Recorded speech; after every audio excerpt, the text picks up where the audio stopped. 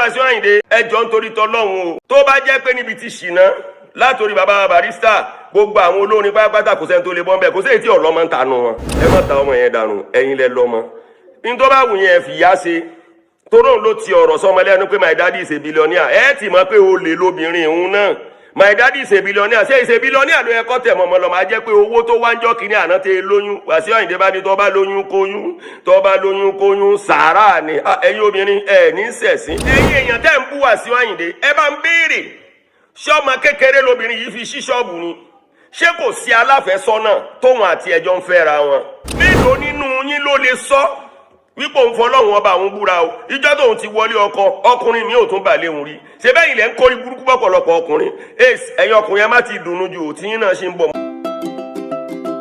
lórí ọ̀rọ̀ arábìnrin kan tó sunkún jáde pẹ̀lú ọmọ nípa ti Wasiu Ayinde mo fẹ́ kẹ́ ibi tí gbogbo yín sùn sí èmi ò bá yín sùn síbẹ̀.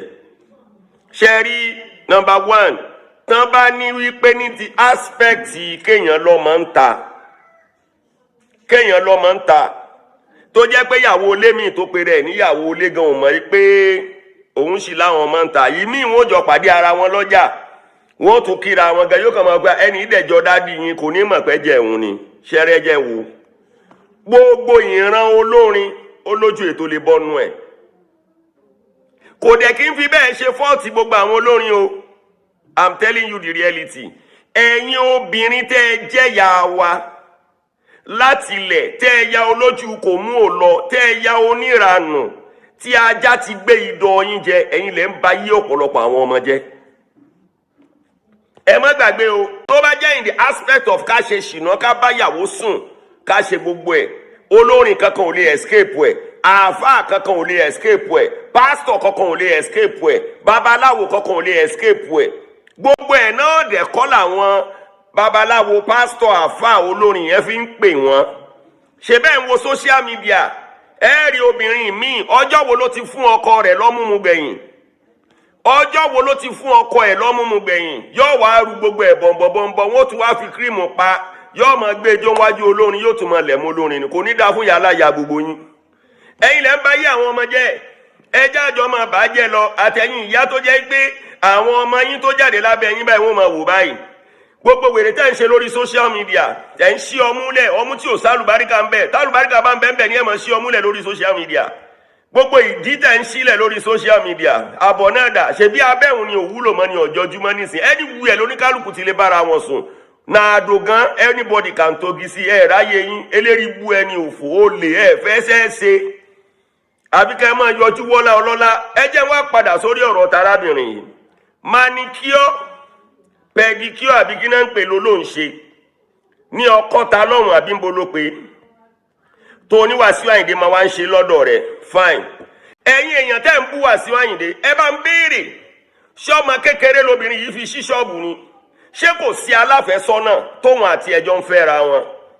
ó wo ojú kòkòrò wípé ọkọ òun tóun fẹ́ láfẹ́sọ́nà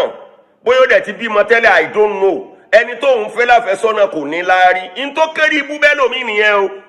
ló ṣe fà á tó jẹ́ pé ọ̀pọ̀lọpọ̀ obìnrin míì tán bá wá lọ kó sínú àjàgà àgbákò tán fẹ́ dalé onílé rú tọ́lọ́hún ò jẹ́ kán rílé onílé dàrú mọ́ wọn máa kábàámọ̀ tí n bá dẹ̀ mọ̀ Sùnbọ̀ tí mo dẹ̀ ń fẹ́ tẹ́lẹ̀ yẹn ó ní mi bá dẹ̀ fẹ́ omi ní pírọ́blẹ́mù báyìí o eléri ibú ni ọ́ kí ló dé tó fi Sùnbọ̀ lẹ̀ tó lọ dalẹ̀ tó bọ́ lọ́lá lọ ṣebí Sùnbọ̀ ń tòsí ńgbà náà ni Sùnbọ̀ wá lówó tán ọlọ́lá tó tẹ̀lé àgbákò dé bá wá fẹ́ padà sọ́dọ̀ Sùnbọ̀ bọ́ bá tó padà síbẹ̀ gan òtún ní nísinmi ebi bẹ́ẹ̀ yín obìnrin ṣe ń gbégbèsè ayé yín nìyẹn mélòó nínú yín ló lè sọ wípé òun fọlọ́run ọba àwọn búra o ìjọ tóun ti wọlé ọkọ ọkùnrin mi ò tún bà léhùn rí ṣe bẹ́ẹ̀ ilẹ̀ ń kórí burúkú pọ̀pọ̀lọpọ̀ ọkùnrin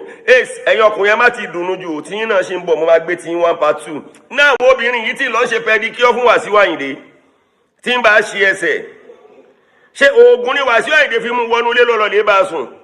mọ iye ọdún táwọn fi déètì odidi ọdún méje ẹni ọwọ́ búra bí ti ń fẹ́ Wasiu Ayinde hùn fódidi ọdún méje hùn sẹ́lòmí ò gorí ẹ̀ àgbà pé lóòótọ́ ọmọ yẹn jọ Wasiu Ayinde kódà ó tún jọ ìyá Wasiu Ayinde pò but ṣé ojú rẹ̀ fọ́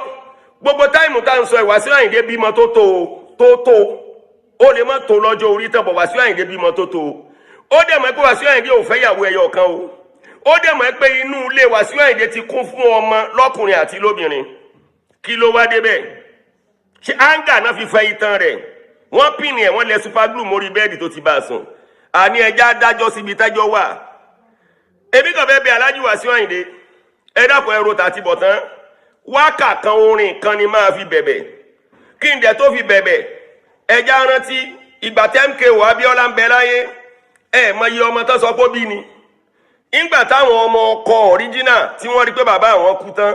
wọ́n ka wíìlì bàbá wọn MKO sọ wípé kí wọ́n lọ ṣe DNA test ó ti ṣe owó yẹn kalẹ̀ kó tó kú kó lọ ṣe DNA test gbogbo àwọn ọmọ yẹn pé gbogbo wọn kọ́ lọ́mọ òun ẹ mọ iye àwọn tí wọ́n kó lọ ṣe DNA test ẹ mọ iye èyí tó bọ̀ tó jẹ́ original ọmọ MKO Abiola now ìbò làwọn ọmọ yẹn táwọn ìyá wọn leave wọn stranded tó kó wọn sínú àgbákò ìbò náà fẹ́ fojú sí tọ́tí ń pariwo ọmọ MKO ni ọmọ MKO ni àṣírí bá túbọ̀ kì í ṣe ọmọ MKO ìbò lẹ́fẹ́ dá padà sí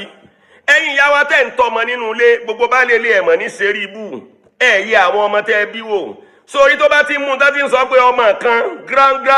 great grandfather kan lọ́jọ́ tó ṣe gateman rí tán lọ́mọ kan ìyálàyà àpọ̀rí ìyálàyà bàbá Bátúndé lọ́dọ̀ ya sẹ̀pẹ̀tẹ́rì kan lọ́jọ́ àgbákò bá ọtí ẹ gbé ìwọkùnrin bá lè lé ọmọ àlè ló ń tọ́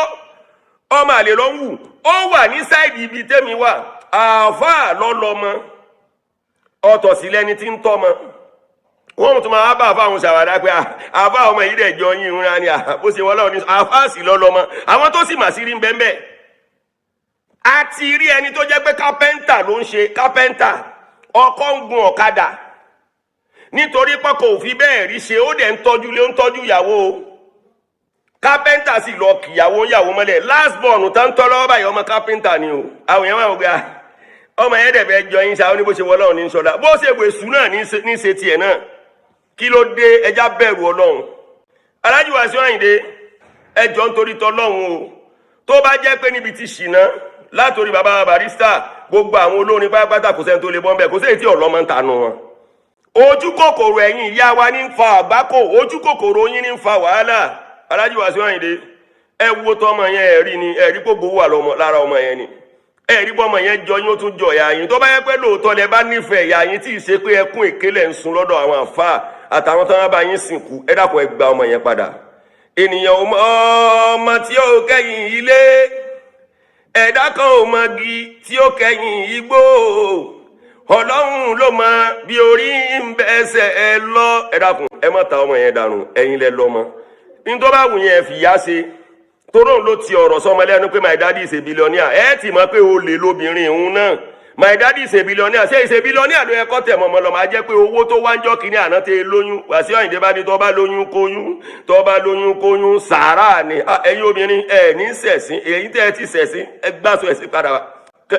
kẹwàásọ àpọ́nlé ọmọ àkànbí tù yín náà ni o ẹ̀yin ọmọ ìyá mi nínú mùsùlùmí kristẹni oníṣẹ̀ṣe I love you for life.